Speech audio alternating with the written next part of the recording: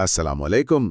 آج ہم پاکستان کی پچھلے ہفتے کی معاشی سرگرمیوں پر ایک نظر ڈال رہے ہیں۔ کافی کچھ ہوا ہے، ریاستی دوروں سے لے کر پالیسی فیصلوں تک، کمپنیوں کی خبریں، مارکیٹ کے اتار چڑھاؤ۔ دو باتیں خاص طور پر دلچسپ ہیں، ایک تو پی آئی اے کا منافع تقریباً 20 سال بعد، اور دوسرا سعودی عرب کے ساتھ ایک اہم دفاعی معاہدہ۔ تو آئیے اس پر بات کرتے ہیں۔ جی بالکل، یہ ہفتہ معیشت کے لیے آپ کہہ سکتی ہیں کافی اہم رہا۔ کچھ اچھی خبریں بھی آئیں، لیکن کچھ پرانے چیلنجز بھی سامنے آئے، تو ایک طرح کا ملا جلا رجحان رہا۔ ٹھیک، تو سب سے پہلے بین الاقوامی خبر سے شروع کرتے ہیں۔ وزیر اعظم ریاض گئے تھے، وہاں سعودی عرب کے ساتھ دفاعی معاہدہ ہوا ہے، اور اس کا اثر سٹاک مارکیٹ پر تو فوراً نظر آیا۔ KSE 100 انڈیکس 2.33% اوپر چلا گیا۔ یہ صرف معاہدے کی وجہ سے تھا؟ دیکھیں، یہ ایک بڑا فیکٹر تو تھا یقیناً، لیکن مارکیٹ کی اس تیزی کے پیچھے کچھ اور چیزیں بھی تھیں۔ ایک تو یہ کہ حکومت نے وہ جو $500 ملین کی یورو بانڈ پیمنٹ تھی 30 ستمبر والی، اس کے انتظامات کر لیے ہیں۔ اس سے وہ ڈیفالٹ کا ڈر کم ہوا۔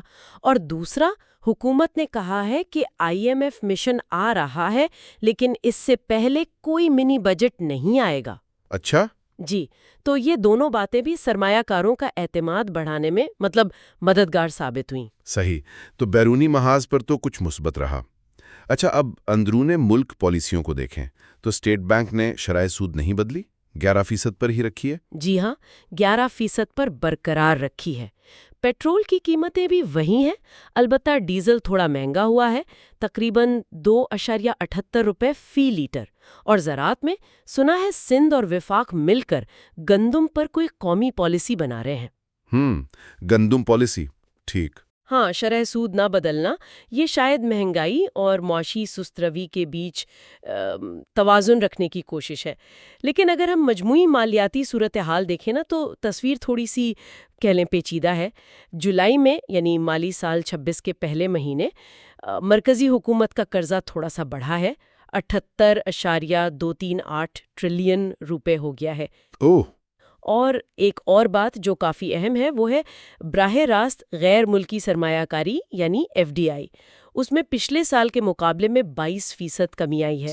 22%؟ یہ تو کافی زیادہ کمی ہے۔ جی بالکل، اور اسی حوالے سے جو بین الاقوامی ریٹنگ ایجنسی ہے فچ، انہوں نے کہا ہے کہ وہ پاکستان کی کریڈٹ ریٹنگ کا دوبارہ جائزہ لیں گے۔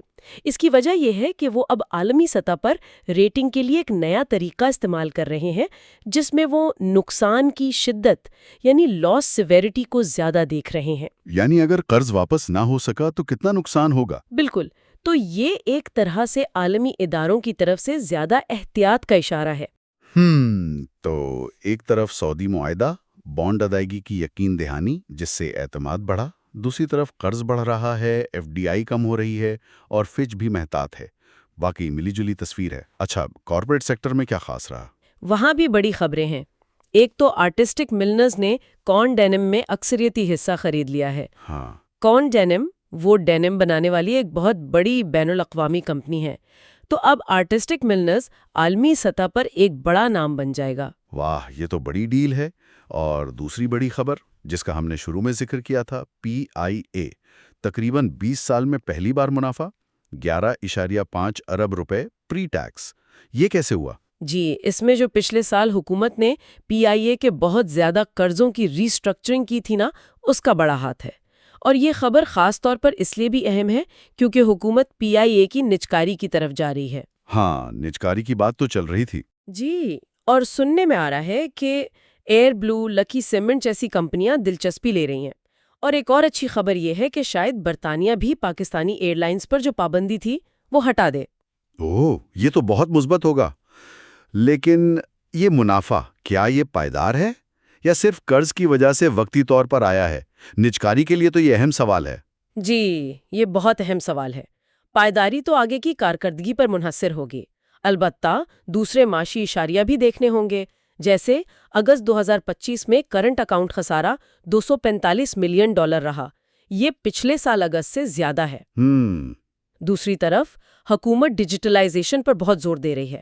وہ جو ورچوئل اثاثے ہیں جیسے کرپٹو کرنسی وغیرہ، ان کو ریگولیٹ کرنے کے لیے PVARA یعنی Pakistan virtual assets regulatory authority اب فعال ہو گئی ہے اور جون 2026 تک تمام سرکاری ادائیگیاں ڈیجیٹل کرنے کا منصوبہ ہے۔ تمام سرکاری ادائیگیاں؟ یہ تو بہت بڑا منصوبہ ہے۔ جی بہت بڑا، اور اس کے لیے ضروری ہوگا کہ ملک میں انٹرنیٹ اور موبائل سروسز اچھی اور قابل اعتماد ہوں۔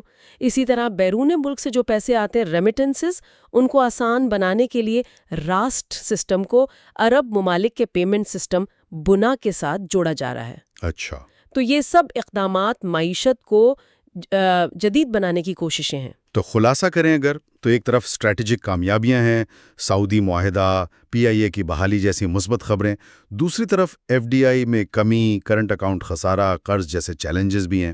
مارکیٹ میں ایک محتاط امید نظر آ رہی ہے اور ڈیجیٹلائزیشن کی طرف بڑے قدم اٹھائے جا رہے ہیں۔ بالکل، یہ ہفتہ ایک طرح سے پاکستان کی معیشت کے لیے ایک اہم موڑ کی نشاندہی کرتا ہے۔ مثبت چیزیں بھی ہیں، پرانے چیلنجز بھی ساتھ ہیں۔ اب آگے دیکھنا ہوگا کہ IMF کے ساتھ بات چیت کیسی رہتی ہے اور یہ ڈیجیٹل تبدیلی کتنی تیزی سے اور مؤثر طریقے سے ہوتی ہے۔ یہی چیزیں معیشت کی سمت متعین کریں گی۔ اور جاتے جاتے سننے والوں کے لیے ایک سوال چھوڑ جاتے ہیں، ان تمام معاشی تبدیلیوں اور چیلنجز کو دیکھتے ہوئے آپ کے خیال میں مستقبل میں پاکستان میں سرمایہ کاری اور ترقی کے لیے کون سے شعبے سب سے زیادہ امید افزا نظر آتے ہیں؟